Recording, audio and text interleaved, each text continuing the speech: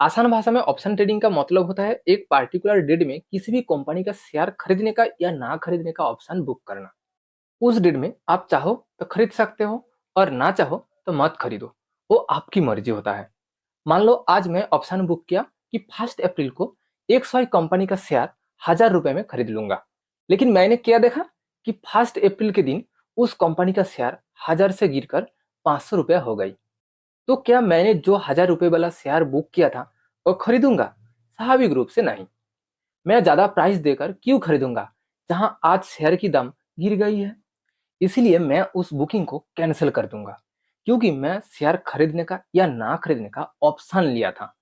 अगर शेयर की दाम बढ़ेगा तो खरीदूंगा और गिरेगा तो नहीं खरीदूंगा, यानी ऑप्शन बुकिंग को एक्सपायर होने दूंगा।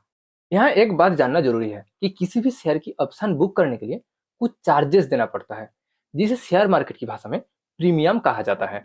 चलिए ऑप्शन ट्रेडिंग को एक आसान एग्जाम्पल के थ्रू समझते हैं। मान लो आप एक ग्रीन कलर की बाइक खरीदना चाहते हो, इसलिए आप शोरूम गए।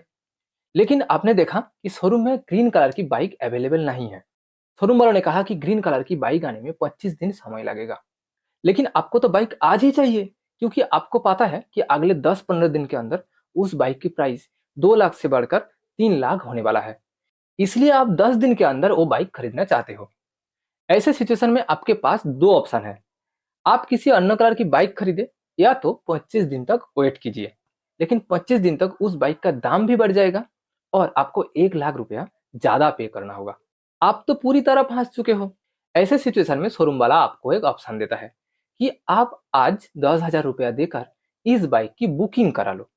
क्योंकि बाइक की बुकिंग आज की डेट पर हो रही है, इसलिए डिलीवरी के समय मैं आपसे आज की जो प्राइस है वो लूंगा। 25 दिन के बाद बाइक की प्राइस चाहे कितना ही बढ़े, आपसे आज के दाम के हिसाब से ही पैसा लूंगा। आपने सोचा ये तो बहुत ही अच्छा है, पसंद का कलर भी मिल रहा है और 1 लाख रुपया भी ज्यादा नहीं देना पड़ रहा है। इसलिए आप 10,000 रुपया देकर बाइक की बुकिंग फाइनल किया। लेकिन 25 दिन बाद आपने देखा कि आपका अंदाजा गलत निकला। बाइक की दाम 1 लाख रुपया बढ़ने के बजाय 20,000 और सस्ती हो गई। लेकिन बुकिंग करते समय आपको शोरूम वालों ने कहा था कि डिलीवरी के समय बुकिंग डेट की जो प्राइस है वो आपको देना होगा। बुकिंग डेट की प्राइस था 2 लाख रुपए और आज की प्राइस 1,80,000। और तो और बुकिंग करते समय आपने 10,000 रुपये दिए थे। यानी बुकिंग के शर्त के हिसाब से बाइक खरीदना है तो आपको 1,90,000 रुपया और देना होगा। लेकिन आज के हिसाब से खरीदना चाहते हो तो आपको वो बाइक 1,80,000 पे ही मिल जाएगा। यानी बुकिंग का शर्त मानो तो आपको 10,000 रुपया ज्यादा देनी होगी। आप क्यों खरीदेंगे? आपने सोचा कि चलो उस बुकिंग को ही कैंसिल कर देते हैं। हालांकि बुकिंग फीस के तौर पर आपने जो 10,000 रुपये दिए थे वो डूब जाएगा। लेकिन आज आप 1,80,000 में बाइक लेने पर भी आपका 10,000 रुपया एक्स्ट्रा सेव होगा। यहाँ आप एक चीज जरूर नोटिस किया होगा, आपके पास वो बाइक खरीदने का या ना खरीदने का ऑप्शन था, इसीलिए तो आप बुकिंग कैंसिल कर पाई। इसी प्रोसेस को ही शेयर मार्केट की भाषा में ऑप्शन ट्रेडिंग कहा जाता है। शेयर मार्केट में क्या होता है, ये जो 10,000 रुपया आप बुकिंग अमाउंट के तौर पर दिए थे, शेयर मार्केट की भाषा में इसे ऑप्शन की प्रीमियम कहा जाता है। बाकी सब कुछ लगभग सेम होता है।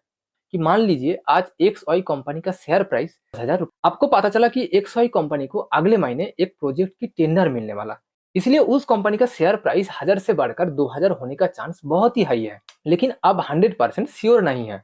अगर उस कंपनी बिडिंग हार जाए तो शेयर प्राइस गिर भी सकता है। आज जो 1,000 रुपये का शेयर प्राइस बढ़ चढ़ के 2,000 होने वाला है, हो सकता है बिडिंग हार जाने के बाद वो शेयर प्राइस गिरकर 700 पे आ जाए।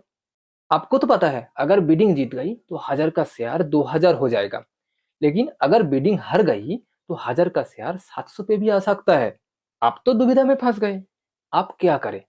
ऐसे सिचुएशन में आप 20 रुपया देकर एक सही कंपनी का शेयर ऑप्शन लिया अगले महीने की 1 तारीख के लिए।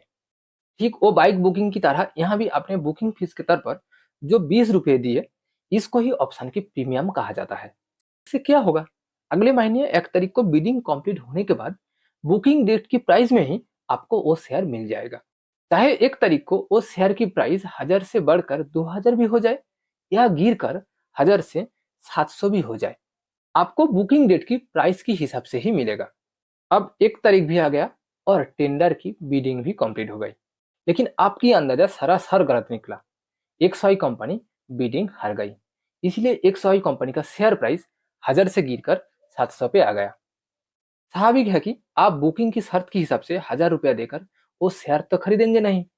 इसके बदले आप बुकिंग को ही एक्सपायर होने दिया और प्रीमियम के तौर पर आप जो 20 रुपये दिए थे वो आपका नुकसान हुआ। आप शेयर की बुकिंग इसलिए कैंसिल कर पाई क्योंकि आपके पास खरीदने का या ना खरीदने का ऑप्शन था। इसी प्रोसेस को ही ऑप्शन ट्रेडिंग कहा जाता है।